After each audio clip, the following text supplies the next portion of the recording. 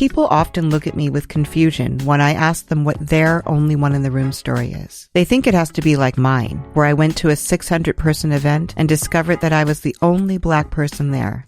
I know. Horrifying, right? Hi, I'm Laura Cathcart-Robbins, and I am the host and creator of the podcast Only One in the Room. Every week, my co-host Scott Slaughter and I invite you to join us for an hour and lose yourself in someone's only one story. This podcast is for anyone who's ever felt alone in a room full of people, which is to say that this podcast is for everyone. Hello, I'm Alison Larkin, writer, comedian, narrator, and host of the Jane Austen podcast. Join me as we embark on a journey through Austen's timeless stories, starting with Pride and Prejudice. The Jane Austen podcast with Alison Larkin is available wherever you listen to podcasts.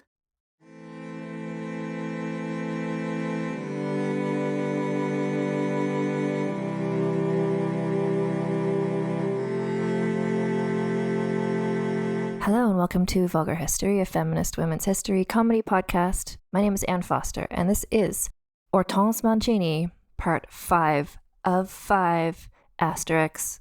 I think, based on how long I've taken to read the previous notes I had for Hortense, I think this is going to be it. This is going to be the grand finale. We're going to score her on the scandalicious scale. It's all happening. So I will note there's going to be part of the story where we're going to talk about suicide, but I will let you know when that part of the episode is coming up if you are not in the headspace to listen to that sort of discussion at the moment. But then also, I will also put in the show notes to what time I just come back to talk about the scoring. So if you wanted to skip ahead to that, but like most of the episode is not talking about suicide. It's just, it comes up at one point as the conclusion of this kind of like series within a series. Like we're still in the Internationale season. Frankly, Hortense lived quite an international life, going from country to country. Her salon, as I talked about last time, her salon international, bringing together people from all over the place. But this is kind of like the series within a series, the Hortense saga. And I really want to make sure to give all the credit to all of the fabulous research sources I was able to find. So the two books which I found the most helpful. So there's one called Mistresses, Sex and Scandal at the Court of Charles II by Linda Porter. There's at least one chapter more, in some cases, about each of the mistresses. We talked about almost all of them last time. So there's Nell Gwyn, Barbara Villiers, Moll Davis. I learned how to pronounce that from a Tits Out Brigade member who generously explained to me it's like Molly, but without the Y. Moll Davis. Hortense herself. Oh, and Louise de Keroualle. So anyway, that's a great book, and it talks about Charles II. I think all of our historical crush at this point. Also, several people from Tits Out Brigade have sent me this link to the point that I feel like this must be a real sensation over on that side of the Atlantic. People both in the UK and also in Ireland sent me a link to Greg Jenner from Horrible Histories, which is a TV show that I think airs in the UK and Ireland, did a fabulous song/rap where he's being Charles II. There's a nice moment about Hortense Mancini in that. You know, I'll put a link to that in the notes as well in case you haven't seen it. Greg Jenner also does a really good podcast called You're Dead to Me, where he talks with historians and comedians about different people from history. Super recommend that as well. Anyway, Mistresses, Sex and Scandal at the Court of Charles II by Linda Porter. It's quite a new book. And I often find when I'm doing research for this show that the newest books tend to have kind of the take on things that I most appreciate, like a bit more nuanced, a bit less like the newer the history book is, the more other things they're able to reflect back upon. And so it's less kind of like, well, here's what we think about her at the end. It's more just like, well, this person said this and this person said this. Anyway, the newer the better, I say. Anyway, I also read another recent-ish book, The King's Mistresses, The Liberated Lives of Marie Mancini, Princess Colonna, and her sister Hortense, Duchess Mazarin by Elizabeth C. Goldsmith. So that's kind of a dual biography of Marie and Hortense. Also really good. Also really recommend that. They're both really written. Again, I find this in my research. Sometimes the books are like, this is written for like academic level people with a lot of knowledge, but both of these books are really written for like the everyday person. They kind of hold your hand through and explain who is who, and thank God, because like everyone in the story is called Philippe, and I really need that hand holding. I also referred to Wikipedia all over the place. That's I've mentioned this before. I know Wikipedia gets some hate, and I find it a really useful resource. I often go there, like, especially for, like, if you're researching, I don't know, Charles II or like Thomas Jefferson or some like famous man from history. Like, all the facts are there, frankly, and there's footnotes. They explain where they got the information from. I support Wikipedia with a monthly donation because I really appreciate what they do. So I've mentioned her the last couple of times, but Annalisa Nicholson, I mean, thank God for the work that she's doing. Annalisa is, I'll put a link to her research page as well. So right now she's at the Queen's College, University of Oxford, where she is a Laming Junior Research Fellow. Anyway, she is researching Hortense Mancini, and every time I looked up any detail about Hortense Mancini that I couldn't find from these books that I wanted to clarify, like Annalisa was out there doing an interview somewhere about like the history of her in Champagne or whatever. So like Annalisa is doing so much work about this, and she wrote an article so it's a publication from the University of Chicago Press called Early Modern Women, an interdisciplinary journal, and she wrote an article for them called Like Mother, Like Daughter, Hortense Mancini, Duchess de Mazarin, and Marie Charlotte de la Porte Mazarin, Marquise de Richelieu, which is her daughter. And that has got a lot of facts about kind of Hortense and her later years and her relationship with her daughter. So I use that for research as well. And then also we're going to be talking this week about very specific painting of Hortense, and I got some clarification about that from a blog called theartwanderer.co.uk. And I'll put that link in the notes as well, because when we get there, you'll know why I'm talking about it. So this is Hortense part 5. At this point, I have to assume you've listened to numbers 1 through 4. And if you haven't, welcome. I hope you're not too confused. Hortense, last time we got into, she was running the Salon International. She had been the mistress of Charles for a minute, and then the word I couldn't remember last time, but which I have since remembered, is self-sabotaging, quite spectacularly by having an affair with the Prince of Monaco in the midst of English Monaco, like diplomatic talks. So that relationship ended, but Charles was still supporting her, not as much as when she was a mistress, but like he's a cool ex. Anyway, even as Hortense was doing things like, along with her best friend CM, introducing champagne to the people of England, being a muse for artists and writers, and also because in her salon, like, just sort of showing the women could have independent things, like they could gamble, bring together writers and authors and all the important stuff we talked about last time, at the same time, she never stopped petitioning Louis XIV to get an income from him, which she deserved as the heir of Cardinal Mazarin. But you remember the whole complicated thing where like she and her husband AC became like co-heirs, but then because she was a woman, a lot of the paperwork didn't give the money specifically to her. AC used the money to control her, much like people in abusive relationships do today, and that's why everyone should have separate bank accounts. But also Louis, he knew that Charles was supporting her, so he was like, does she need my money? Maybe not. But also, as we mentioned last time, AC was Louis XIV's major creditor, and so he really couldn't cross him. Anyway, Hortense, post-consciously uncoupling from Charles, she kept on being the most amazing hostess at her salon. So she wasn't just like, the maitre d' of the salon. She's like in there with them. So she was doing stuff too. Like she wrote her book. Remember, she wrote her memoir before, which is wild. Like she wrote her memoir at what was it, like age 29 or something, and now she's like into her 30s. Wouldst that she wrote a second memoir about this period of her life, but she didn't. Anyway, so we know that she is like a good writer. So in fact, and her best friend CM, also a writer, so they collaborated. At one point they collaborated with musicians and composers to write like some operas, which were performed at her salon. She also sang in these operas.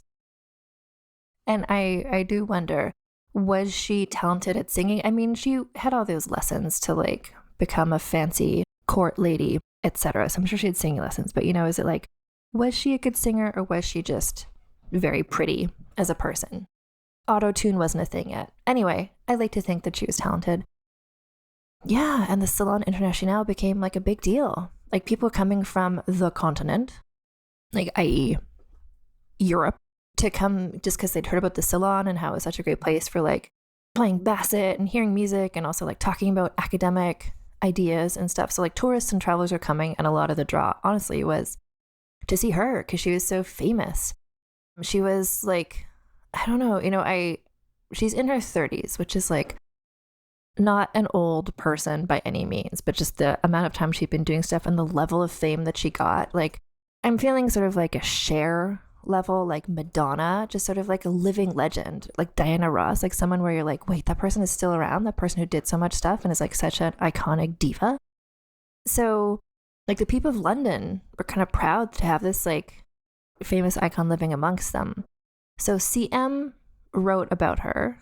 He wrote that Hortense had the air, habit, and equipage of a queen of the Amazons. She appeared equally equipped to charm and to fight. And Queen of the Amazons is a thing that Christine of Sweden also got a lot. I think it's to do with, that was like the only sort of like cultural understanding anyone had of like a woman who was independent and didn't need no man, was like the Amazons, I guess.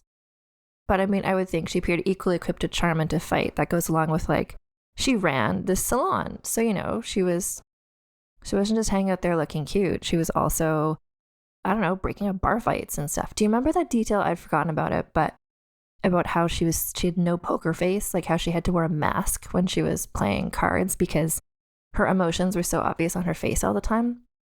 Like, bear that in mind for like what she's doing with her life. Like, she's just like an open book is part of her whole deal. And she continued to be the muse to artists who drew her as Cleopatra, as the goddess Diana, which was sort of like the thing she got a lot because she liked hunting.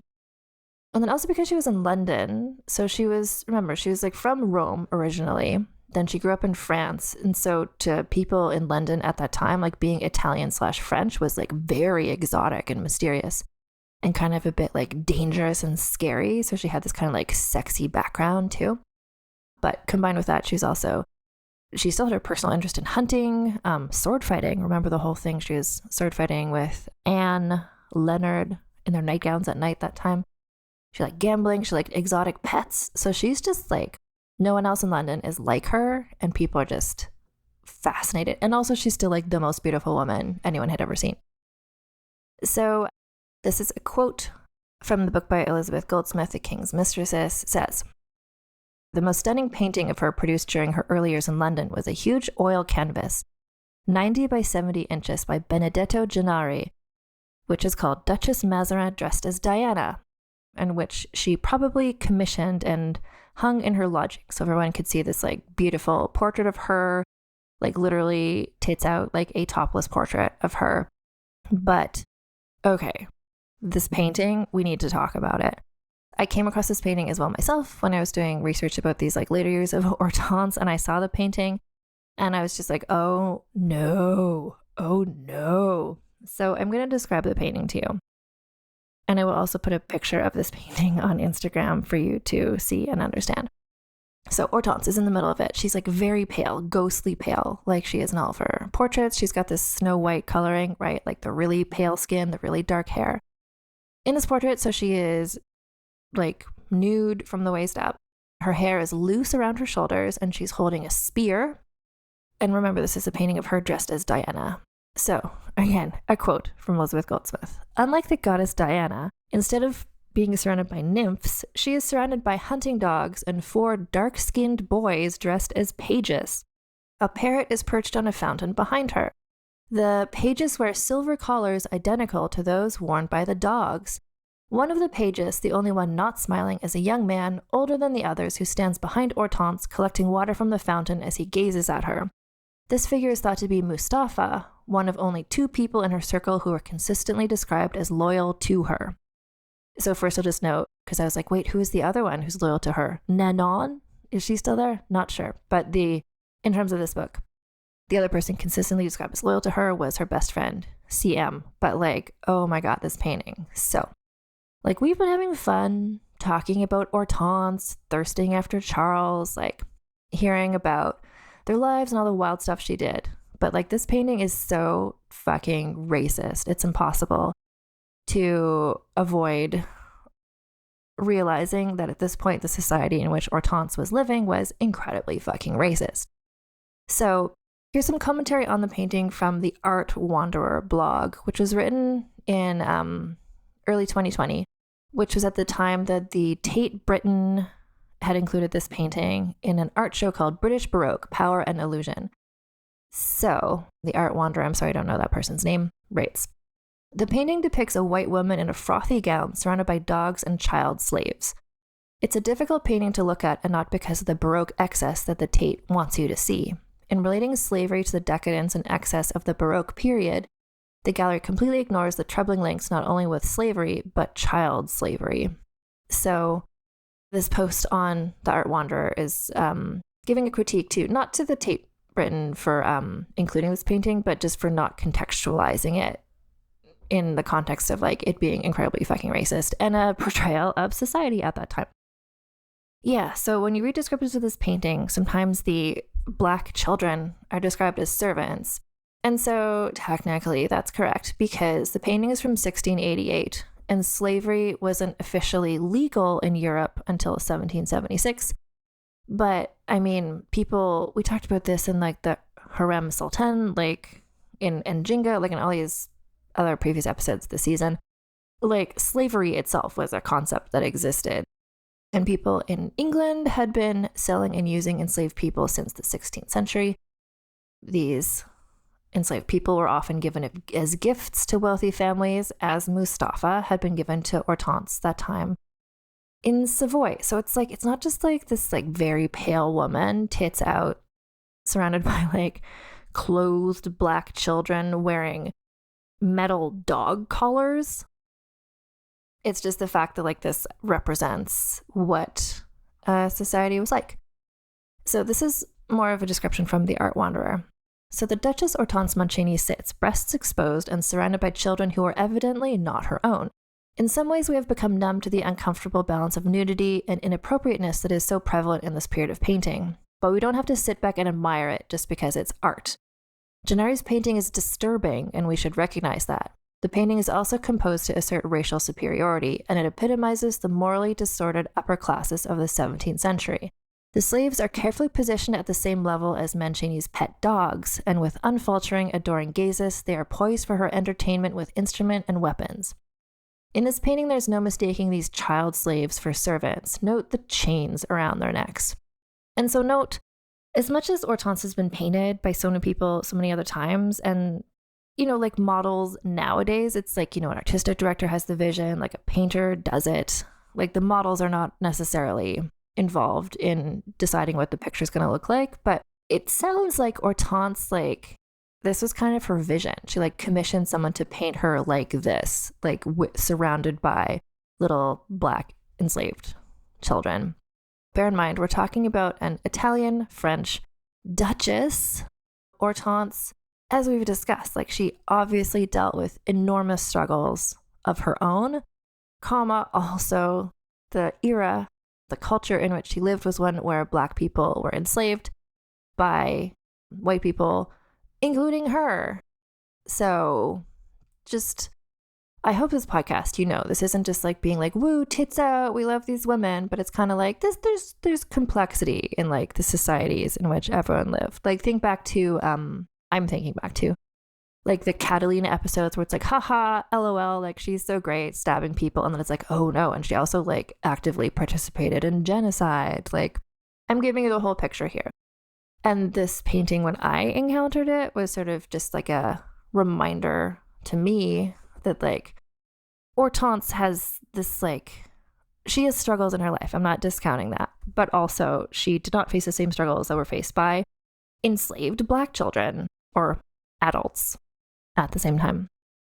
Anyway, speaking of her struggles, so Hortense was having a nice time hosting her salon, drinking, like introducing champagne, playing basset, but CM started to notice that she was maybe hitting those things a little bit harder than she had been before, both gambling and drinking. And his concern was not moralistic about like gambling is like bad or whatever, because gambling at this point had not, this is interesting to think about.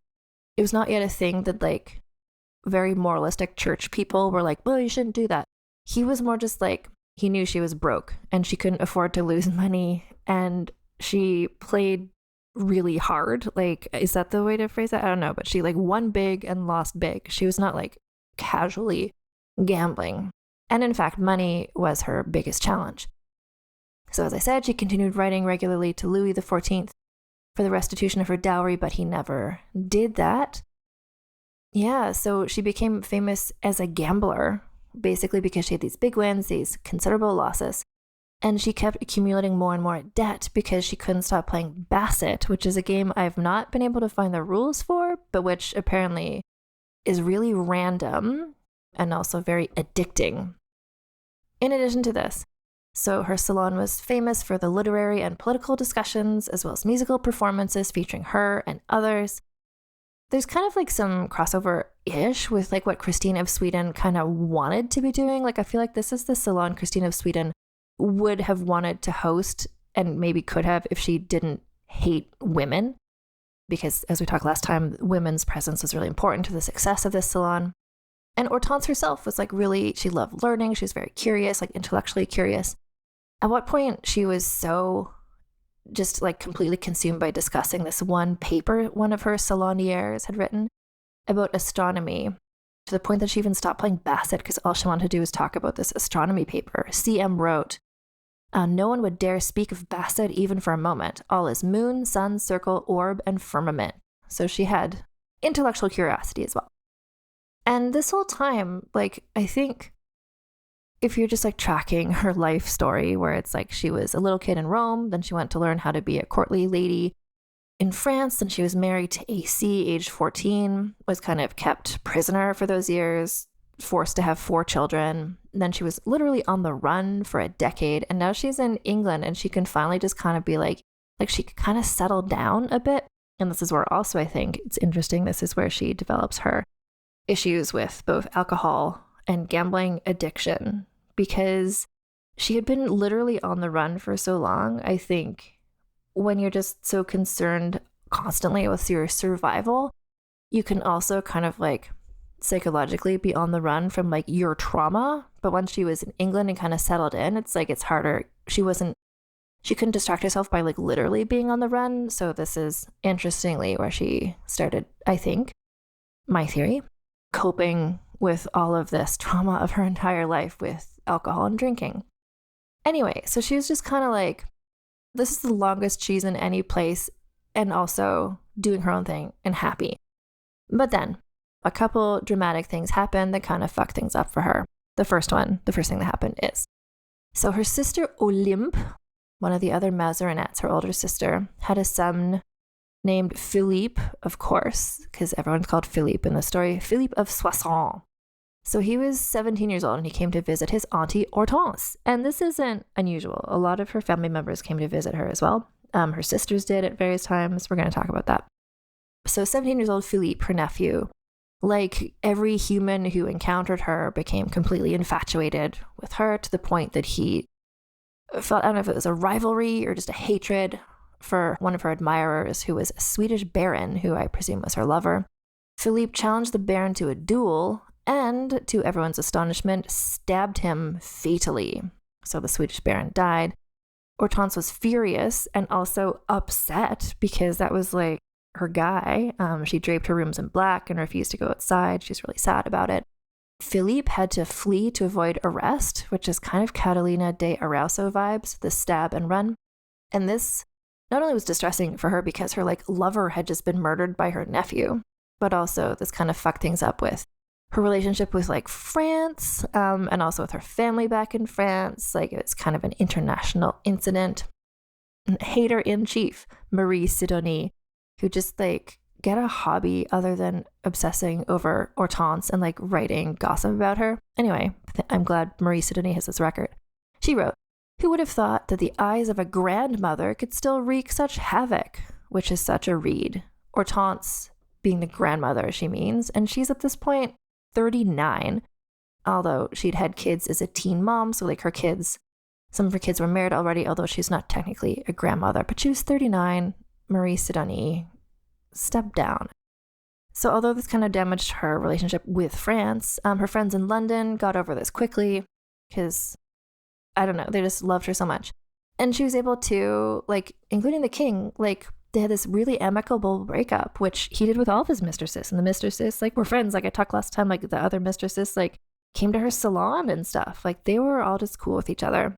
In fact, one night in early February 1685, Hortense was spotted, like on deux mois, playing cards with Charles, Barbara Villiers, and Nell Gwynn, while a young French boy serenaded them. So they're just like having a nice time. But then, this is the second thing. 6 days after that, Charles was dead. So he was, I think, 54 years old. And he came down with a fever. Then he had a stroke, probably caused by kidney failure after several what is described as agonizing treatments. And I think we all know something worse than brandy with peppercorns. He and his physicians prepared for the worst, summoning his brother James and Louise de Keroualle, who was, I guess, his mistress at this point. He's kind of bouncing between them. He asked for a Catholic priest. So remember, his brother James is Catholic. Louise is Catholic. In the king's last hours, Louise, aka Phubbs, brought in the priest who received Charles into the Catholic Church just before he died.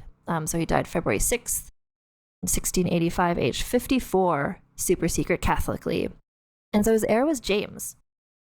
James, who was Charles's brother, his Catholic brother, married to Mary of Modena, Hortense's cousin's daughter, took over as the next king, and they were friends. They were cool. So he let Hortense stay in her home next to him. So she kept hosting her salon. And so although Charles was dead, things kind of stayed the same for her for a bit. Although I can't say the same for like England or like a lot of other people around her. But she's, when we get to the scoring, in terms of scheminess, like, she didn't give a shit about politics. She was just here for a good time. She's here for her own intellectual curiosity, hanging at her salon. Like, she didn't pay super close attention to like matters of state. But like James being the Catholic king, not a popular thing for like the country of England. I mean, like, spoiler, not spoiler, like 2 or 3 years later, he was overthrown. But we'll talk about that. But in terms of like Hortense and her life and like what she's paying attention to, what happened next involves her daughter. And so I understand if you forgot that she had had 4 children with AC, but she had. And it's interesting to me in our current context where like, you know, women being mothers is seen as like such an important thing. And like, that's like the relationship between parent, especially mother and children, are seen as so important and stuff. But like back then it wasn't. Like, you know how in Downton Abbey, like Lady Mary had a son, but then it's kind of like she didn't actively raise him. It was the same sort of thing there where it's just like, wow, I don't know if you can hear Hepburn, but she is purring really loudly right now. I don't know about you either, but like I've started calling Hepburn Phubbs because it's a delightful nickname. I'm considering putting some Phubbs merch in the store. Let me know on Instagram if you'd be interested in having like a t-shirt that just says Phubbs, because I kind of would. Anyway, so Hortense had 4 children, $3 and 1 cent. So Marie Charlotte was the oldest. And then Marie Anne. I have to say, as much as there's a lot of Philippes in this story, like the fact that Hortense has a sister who's Mary Anne, and then a sister who's Marie, and then one of the other Mazarinets, her cousin, was Anne Marie. It's a lot of, anyway, so she had a daughter, Marie Anne, a daughter called Marie Olympe, and then a son, Paul Jules, were her children who were left behind when she left AC. It's a necessary decision that was the best thing for her at the time. And children were not really raised by their parents, so I don't know how they felt about this. I mean, we're about to hear about it. So Marie Charlotte, who was, when Marie Charlotte, like, we don't know a lot about her growing up. There was that thing about like AC wanted to like knock out the daughter's front teeth so they would look less sexually appealing. Not sure if he went through with that, because I don't think there are any existent portraits of Marie Charlotte. So when she was about 17 years old, she fled France to come see her mother in England. Here's what her situation was. Marie Charlotte was born in 1662. She was around 6 years old when Hortense took off for good, which left Marie Charlotte and her siblings under the care of AC, although hopefully, again, they were mostly raised by governesses and AC didn't see them very often, I hope. Nothing was really written about her until Marie Charlotte was when she was embroiled in this scandal. So she wanted to marry a person named Louis Armand de Vignereau du Plessis, Marquis de Richelieu, which is a name you might recognize, because he was the son of the great-nephew of Cardinal Richelieu, who had been Cardinal Mazarin's mentor, / the villain of the Three Musketeers. Her father, AC, didn't love this match, and so he sent her off to a convent while he thought over whether he should agree to this or not. And everyone thought this was nuts because, in terms of a marriage, you could not do better than Louis Armand, the son of the great-nephew of Cardinal Richelieu. He was, connected, he was rich, he was, no one understood why AC didn't want her to marry him, but he probably had his own reasons, which were probably just, he didn't want anyone to marry anyone. He didn't want his daughters to get married, I'm going to assume, because he wanted to control every aspect of their life. But I think, especially in this story, locking a young woman away in a convent is never a guarantee they're going to stay there. And now we're just going to take a break. Talmor, Sheshin Marachi. Talmor is my home. My family have worked the land for generations. My gran says the island does not belong to us, but we belong to the island. And we must be ready, for a great evil is coming, and death follows with it.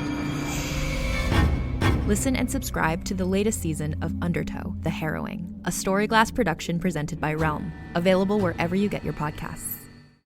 Hi, I'm Jennifer, a co-founder of the Go Kid Go network. At Go Kid Go, putting kids first is at the heart of every show that we produce. That's why we're so excited to introduce a brand new show to our network called The Search for the Silver Lining, a fantasy adventure series about a spirited young girl named Isla who time travels to the mythical land of Camelot. During her journey, Isla meets new friends, including King Arthur and his Knights of the Round Table, and learns valuable life lessons with every quest, sword fight, and dragon ride. Positive and uplifting stories remind us all about the importance of kindness, friendship, honesty, and positivity. Join me and an all-star cast of actors including Liam Neeson, Emily Blunt, Kristen Bell, Chris Hemsworth, among many others, in welcoming the Search for the Silver Lining podcast to the Go Kid Go network by listening today. Look for the Search for the Silver Lining on Spotify, Apple, or wherever you get your podcasts. For a word from our sponsors. And we're back. So, Marie Charlotte plotted her escape from the convent to be with her lover. And with the assistance of her sister, Marie Olympe, she managed to sneak out through a door left open, which reminds me of how Hortense had the help of her sister Marie to escape years before. And I think I glossed over that a bit at the time. But one of Hortense's escapes, she was trapped in a convent during her era with Marie, and what Marie did was she came to visit her with her children, Marie's children, and she's like, hey, we're just here to visit Hortense, can you bring her out? And they brought Hortense out to the door, and Marie was just go, go, go, and then they just took off. So love that for all of them. Anyway, so escaping from a convent, clearly a genetic skill that Marie Charlotte had, and once she was free, she eloped with Louis Armand. And where did they go but to London to stay with her mother, Hortense, who I don't think she'd seen since she was 6. And so while in London, Marie Charlotte gave birth to her first child, Armand Louis de Vignereau du Plessis de Richelieu. Wait, so her husband is Louis Armand, and then her son is Armand Louis. So this all happened 2 years before Charles's death. So this was all happening while Hortense was just having a nice time being a salon owner. AC, her dad, of course, was seeing history repeating. He's just oh my God, my daughter ran away when she's around the same age as my wife when she ran away. And so he issued a warrant for Louis Armand's arrest for the kidnap of Marie Charlotte. But after 2 years in London, 2 years. So she and Hortense could have really made it for less time, had a Gilmore Girls moment, because their age difference was about the same as Lorelai and Rory Gilmore, because Hortense had this child when she was 15 or something. Anyway, so 2 years in London, extensive mediation, internationally, between England and France. Marie Charlotte and Louis Armand were eventually forgiven by AC, and they returned to France to live with him. But I'm going to quote from Annalisa Nicholson, predictably, this domestic situation proved intolerable. AC's difficult behavior translated into absolute control of the household, as well as bizarre demands, which were later outlined by CM, Hortense's best friend, who described, because he was best friends, so he would like have hung out with Marie Charlotte as well. So CM wrote, "Behold the crowning achievement of Monsieur Mazarin in his piety. He prohibited the wet nurse of one of Madame de Richelieu's children from suckling the child on Fridays and Saturdays, so that instead of being fed milk, the child would guzzle the sacred practices of mortification and fasting." Which, like, I am very confident, despite not being a scholar of religious traditions, there is 0 religions in the world that involve enforcing fasting on, like, breastfeeding infants. So, yeah, living with AC is a nightmare, understandably. And also at this point, seemingly, I guess maybe part of the mediation they had gone through was that Louis Armand was now on the same side as AC, and they both just wanted to control Marie Charlotte's every movement, which led to Marie Charlotte being sent to a convent. Again, obviously she escaped. Again, I don't know. I just feel like, of course she did. Like, why do you keep trying to do this? It never works. But I love that the convents were so easy to escape from. Anyway, while Marie Charlotte had been back in France, that was during the time when, so James was the king, James II of England, for like, I think 2.5 to 3 years before he was overthrown because everyone was mad that he was a Catholic. He was overthrown in what is called the Glorious Revolution by his daughter Mary, who was Protestant, and her husband William of Orange, also Protestant. And then those two took over jointly as the monarchs, William and Mary. And those are, so Mary from William and Mary is the older sister of Anne the First, who I did a whole podcast about. So we've talked about these events a bit from like a different point of view. So things in England were kind of messy, you know, which Charles II had like brought the fun back, but he was also, remember, he was like okay with Catholics and people were mad about it. James II like was a Catholic, people were big mad about it. So England is just chaos again. But Marie Charlotte didn't know where else to go.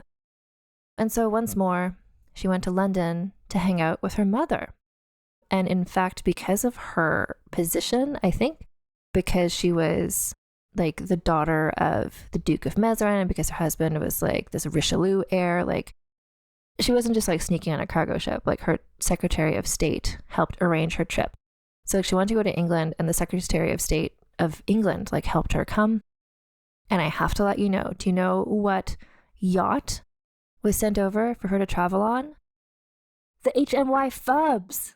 She came over to England on everyone's favorite royal yacht, Fubs. Love this journey for Fubs, which again makes me think like I think I do need to do some merch that says Fubs, maybe like a little ship that says Fubs on it. I don't know. Again, let me know on Instagram. So anyway, she came over on the Fubs, and by the end of January 1698, she and her mother were both living in London, both estranged from their husbands and both dependent on the benevolence of the English monarchy. They weren't as big of fans of theirs anymore due to the whole like them being Catholic French Italians. Like Charles had been supporting Hortense, but James also was, but William and Mary, which was really technically they were co-rulers, but William was kind of in charge.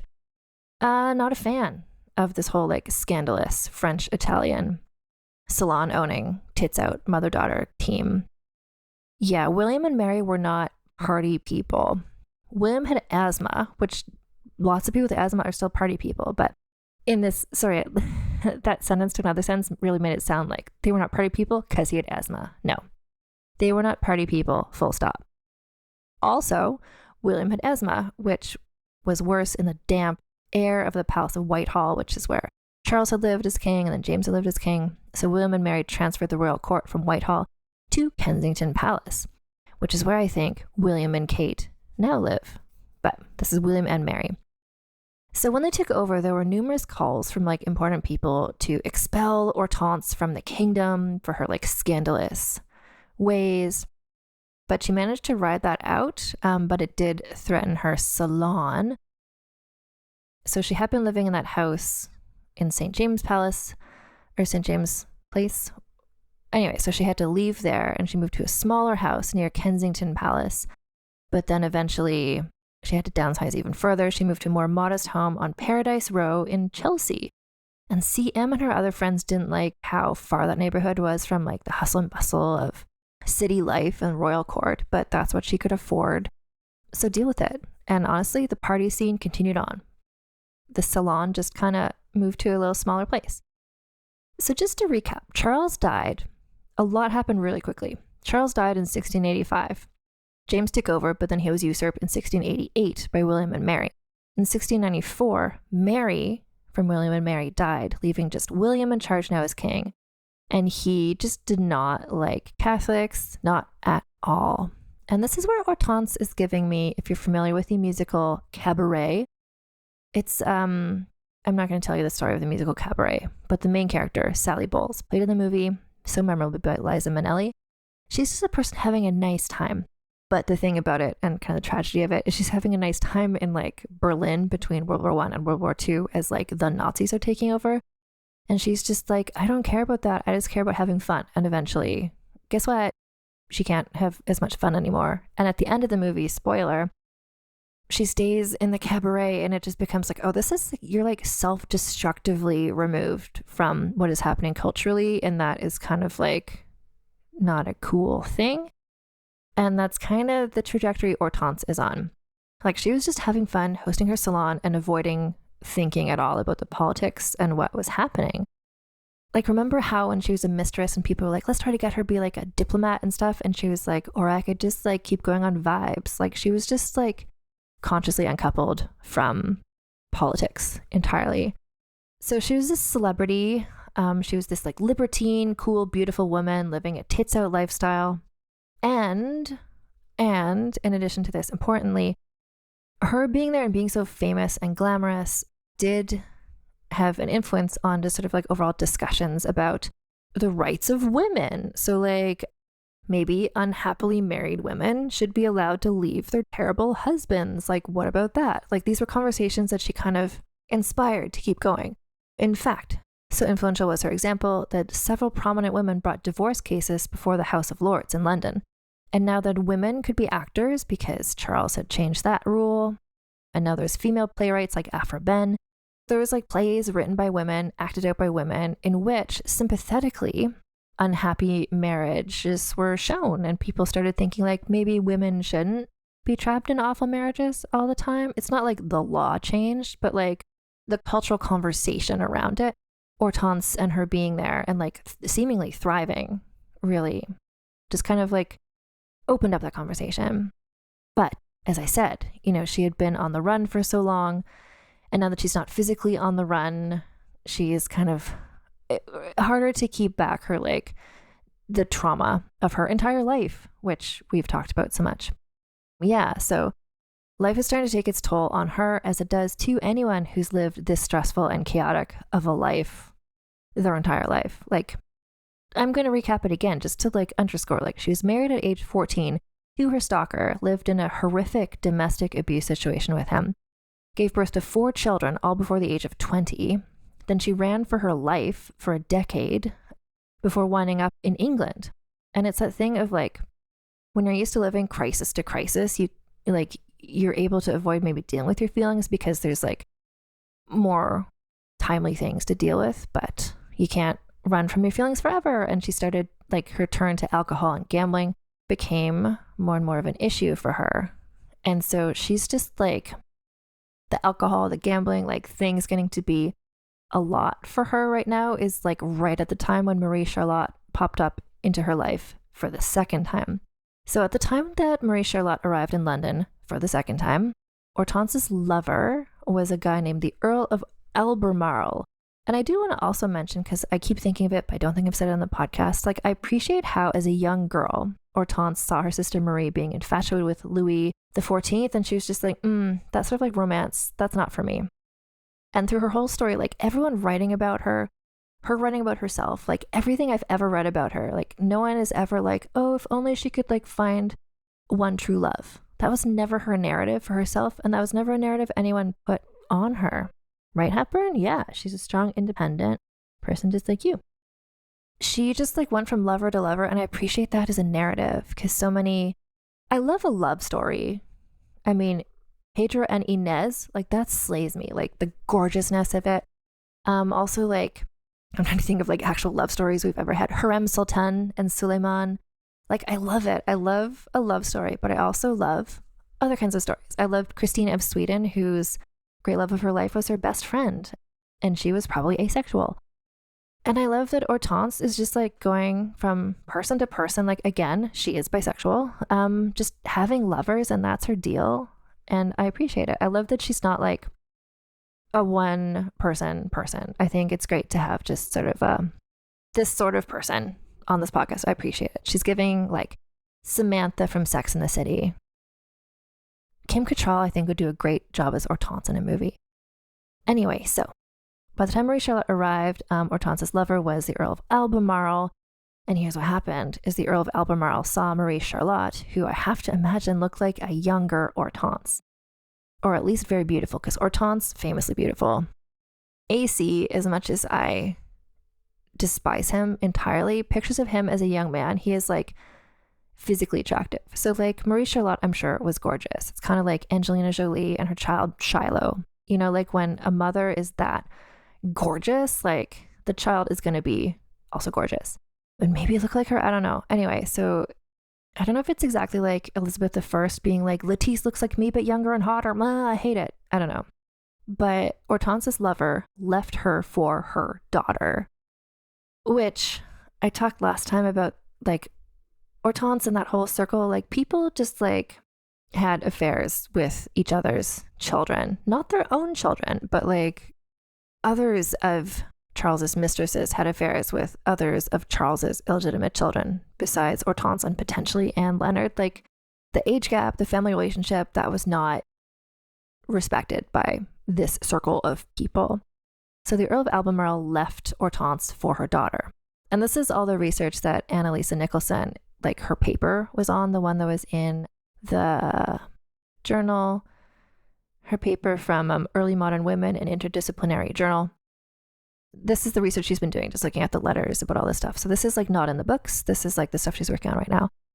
Just kind of looking at the timing of everything. So Hortense was mad about her daughter stealing her lover. And so she still had some relationship with the king, and she got him to have Marie Charlotte. What's it called when you force somebody to leave the country? Like, I'm just going to say expelled from England. But so Marie Charlotte kind of delayed her departure. Like she was sick in bed, or she claimed to be sick in bed. So she asked, like, could you just like delay my departure until I'm feeling better? But the king was insistent that she leave like right away. This was written about in letters that was really intense. And this is what Annalisa is researching, where it's just like, what happened? And like so many people were like, leave the country now. Marie Charlotte really didn't want to leave. She was like, well, I can't, I have debts. Like I have to pay them off. She had amassed a lot of debts. I don't know if that was from also gambling like her mother, or just the whole like women couldn't have jobs, so you have to rely on the kindness of strangers scenario. But really, the king just wanted her to leave. So I don't know if this is AC's influence. It has to have been.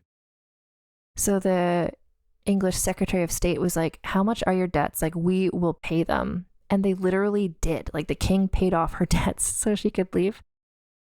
Marie Charlotte, though, was like, my husband is really powerful and he might like send men to catch me. So I'd rather leave on just like a smaller boat with less fanfare so that he doesn't catch me or whatever. Oh, she also says that like I have powerful enemies. And it sounds like one of her enemies is her mother, Hortense, which presumably because of the like boyfriend stealing. So yeah, Marie Charlotte was not wanting to leave. Like she tried to get one of the men escorting her to like let her stay secretly in a house. He was like, no, I work for the king. So anyway, she hid out and delayed as long as she could, but eventually she was deported. That's the word. She was deported on December 13th, 1698, with her debts all paid off by the king. I'm not sure if she went back on the fubs, but I have to hope she did. Favorite recurring character in this entire saga is the HMY fubs. And so Hortense was already struggling. This whole situation was maybe like the final thing for her. So this is where we're getting into the suicide part of the podcast. So If you want to peace out, if you need to peace out, please do. I will put in the show notes when I get to the scoring if you want to just like fast forward ahead to that. But otherwise, pants on, tits out, give you a moment if you need to step aside. But for everyone who's still here we go. So, after Marie Charlotte left, Hortense shut herself up in her home and refused visitors, which is similar to her behavior when her Swedish lover was killed by her nephew that time. So just kind of how she coped with things, I guess. But things were pretty dark with her at this point. So her sister Marie wrote that Hortense has been in a very bad state for some time. She has no pension and no help coming from any side. It is only gambling that sustains her. So I think after James died, she stopped getting the pension from the king, like the new king, William. So she was gambling, she's losing so much money. So her sister wrote, it is only gambling that sustains her. So I think she means that in a monetary sense, but I think it might also be in a psychological sense. Like she had just become like a full-on gambling addict. CM was worried about his bestie. He wrote that she had been consuming excessive amounts of alcohol and had stopped taking care of her appearance. And she voiced suicidal thoughts to him. In his last letter to her, he wrote, entreating her to just like be strong, keep going. He wrote, quote, "Your strength makes me believe that you will endure for a little longer the poor state of your affairs, and your good sense should keep your mind from latching on to the hope of imaginary and false relief. Hope, madame, that your troubles will come to an end. Leave beer aside, drink your wine. Let Mustafa lift your spirits with his usual inspiration that he draws from drink." Which is interesting because this was oldie times. People weren't drinking water, for like, dysentery and things. Like she's not, remember Christine of Sweden drank orange juice? Like he's just like, oh my God, stop drinking beer. Just drink wine. Like, I don't know. Those are the only drinks available. She is doing poorly. She is in a depressive spiral. Some people, shitty people then and now, kind of like the way that if you listen to the Elizabeth Bathory episode where it's just like, well, she's a woman who's like older, and so that must mean she hates younger women, and that means she hates herself, and like maybe menopause made her insane or whatever. So some people were like, so she's 53 at this point. Some writers suggest maybe she felt like without her beauty and youth, like what did she have to live for? Which is like, fuck you. But also probably was part of her depression. Like she had been idolized for her beauty and youthful appearance since she was 9 years old. Like, so of course she came to value it because it had been really valuable to her. Becoming older, like entering what I consider the era that I'm in personally, my early crone years, I'm delighted to age. It makes me glad. I'm happy to still be here. The older I get, the more I'm grateful for that. But I was not valued exclusively for my beauty since age 9. So yeah, that's probably part of what was going on. But also so much other stuff was going on with her, like a lifetime of undealt with psychological trauma. This estrangement from her daughter, which although like they had been separated for most of her daughter's life, they lived together for 2 years. Like I'm sure they became very close. So this must have really hurt. She's also in debt. She was bankrupt. And she was, I think, still beautiful. I'm going to put a picture on Instagram of her, like one of the later years portraits. Like she looked like a beautiful 53-year-old woman. But also at this point, like what good was that? Like it wasn't giving her money. By the beginning of June 1699, she stopped receiving visitors and was drinking all the time. One thing I read suggested it was absinthe that she was drinking, which is like, nowadays absinthe is mostly just kind of like a strong green colored liqueur. But back then it was like an extremely potent alcohol/drug. By mid-June, she had stopped eating entirely. So this is really the trajectory. It's like the Catherine Gray, Arbella Stewart, just kind of like slow motion suicide by just like stopping engaging with any life-sustaining things like food. So this is a concern to those who loved her, including her family. So her youngest sister, Marianne, set sail from France to come and join her to try and help her out.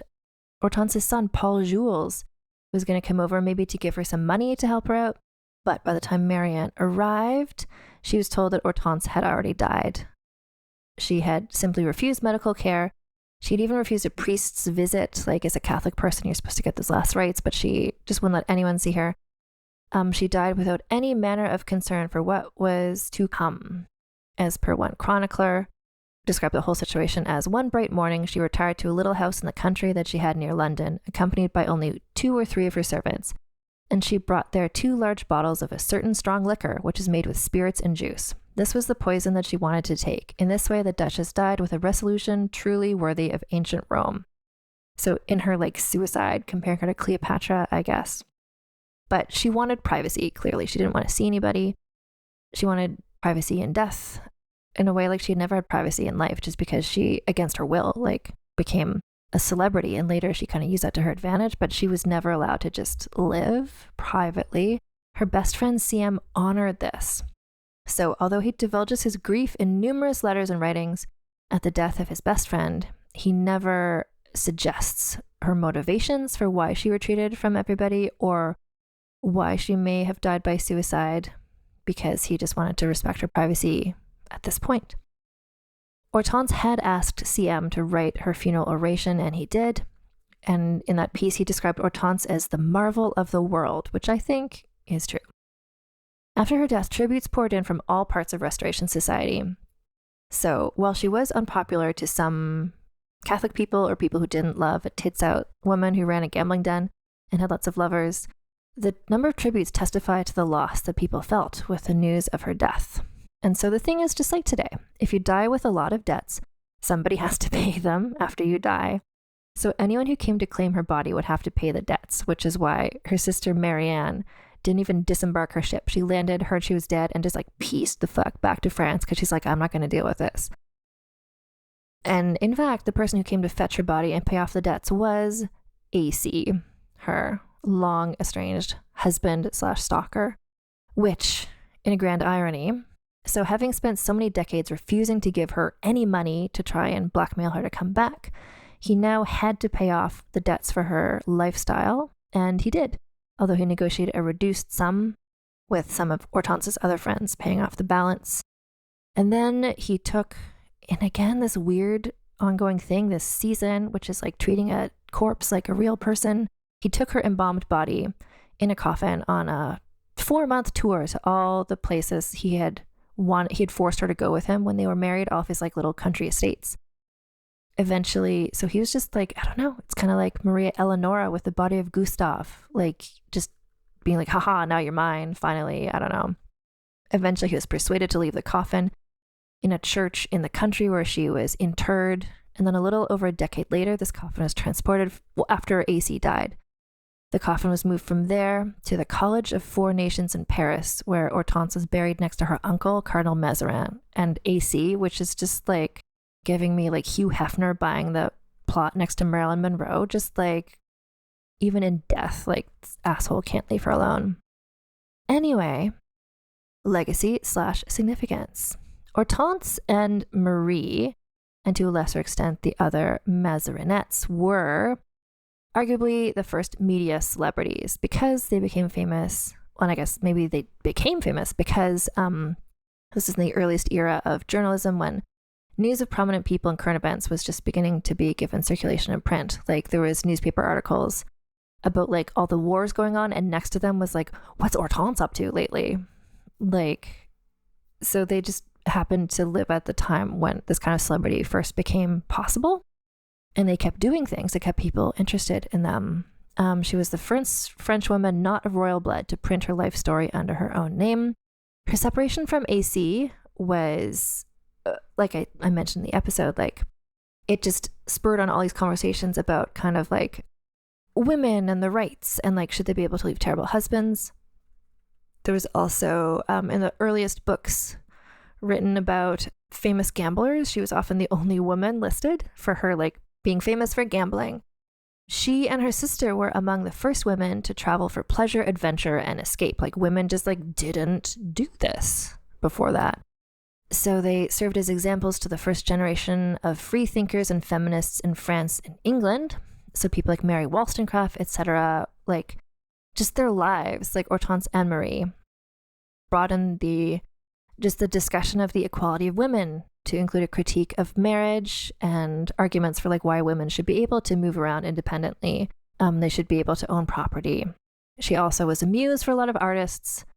Conversations in her salon have lots of ripple effects across science, literature, theater, and music, just from the who met who there and what works happened and what effect those works have. There's a Pope moment. At one point, Pope Innocent the Ninth. Oh, I'm so bad at Roman numerals. Anyway, the Pope declared the Mancini sisters a new class of women, which he meant in a shitty way, but they kind of were. Like, their fans described them as the illustrious adventurers. Like, they were doing the stuff in real life that like women in novels had been doing. And that was like really exciting for a lot of people to see that like, oh, maybe like this kind of life is possible. So we're going to get into the scoring. And in terms of scoring, I did consult with Hortense Mancini expert Annalisa Nicholson to see what she thinks, because when I'm not sure, I like to talk to people who know more about these things. Scandiliciousness is absolutely a 10 out of 10. Because scandiliciousness is not just like, what do we think about them? Like, how tits out do we think they were? It's like, how did people in their era see them? And it's absolutely a 10.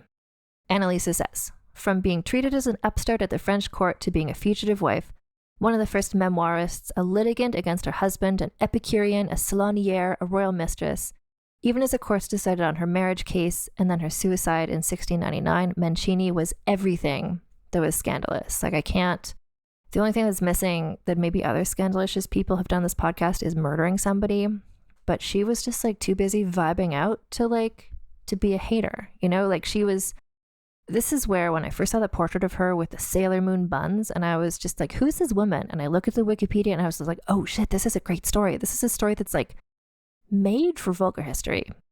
Yeah, and it's the scandaliciousness is huge. The scheminess, my thoughts are she can be applauded for her survival skills and her quick thinking, but a key personality trait of hers is excluding herself from politics and diplomacy in favor of minding her own business. Like, she was not scheming. Annalisa agrees. Hortense didn't do like what Fubs did to become like a diplomat/spy. Instead, she chose to become a sort of cultural ambassador for French styles and interests via her salon. Like, the fact that she had to wear a mask when she was gambling, like, she just like was not a schemer.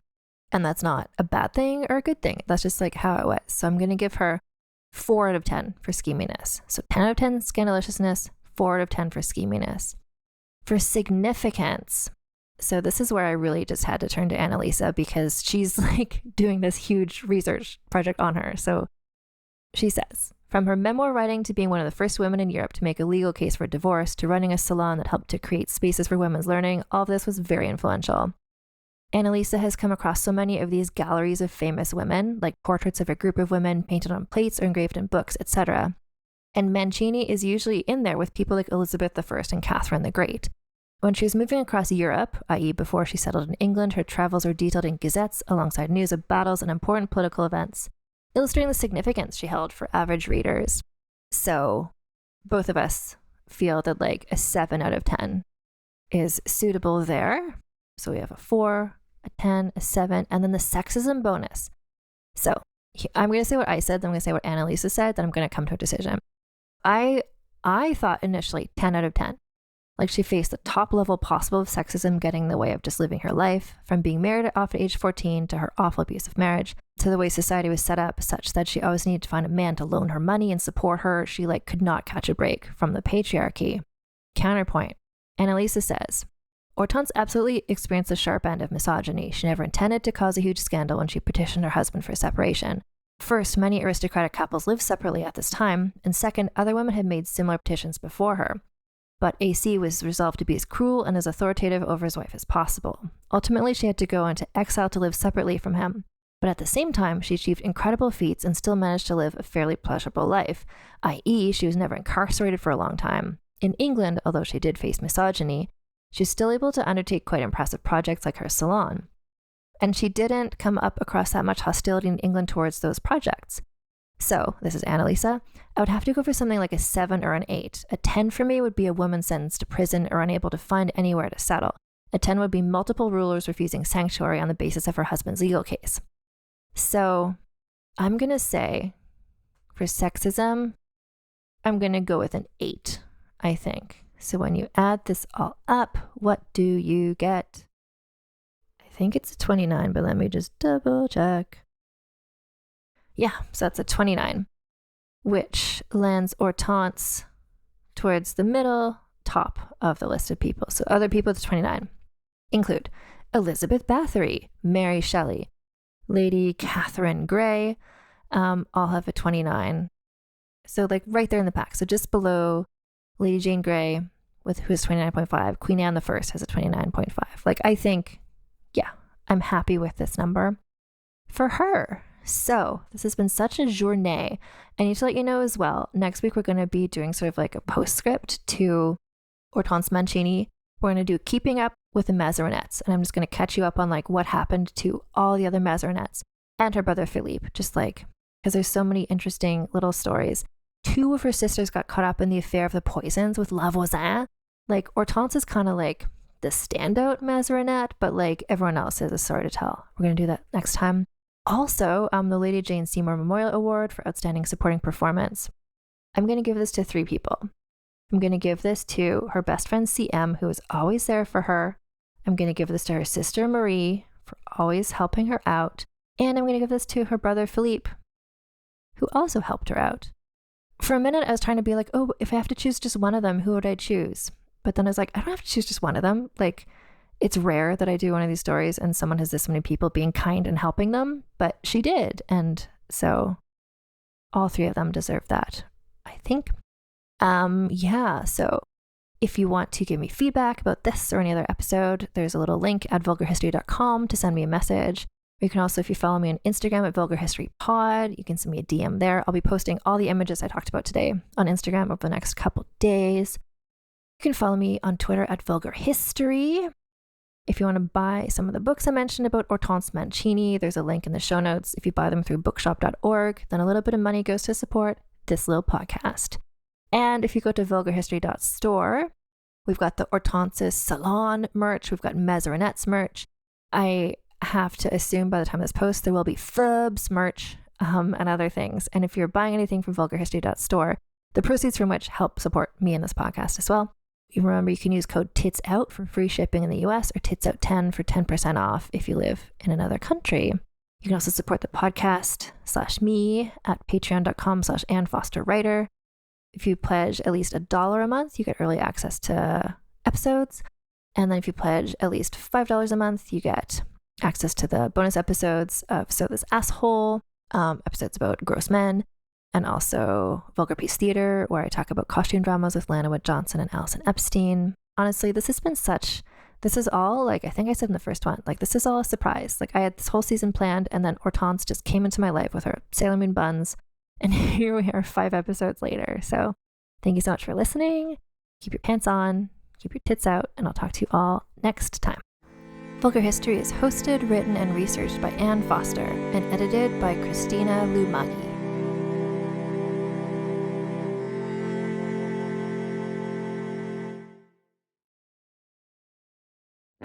Welcome to the small town of Chinook, where faith runs deep and secrets run deeper. In this new thriller, religion and crime collide when a gruesome murder rocks the isolated Montana community. Everyone is quick to point their fingers at a drug-addicted teenager, but local deputy Ruth Vogel isn't convinced. She suspects connections to a powerful religious group. Enter federal agent V.B. Laureau, who has been investigating a local church for possible criminal activity. The pair form an unlikely partnership to catch the killer, unearthing secrets that leave Ruth torn between her duty to the law, her religious convictions, and her very own family. But something more sinister than murder is afoot, and someone is watching Ruth. Chinook, starring Kelly Marie Tran and Sanaa Lathan. Listen to Chinook wherever you get your podcasts.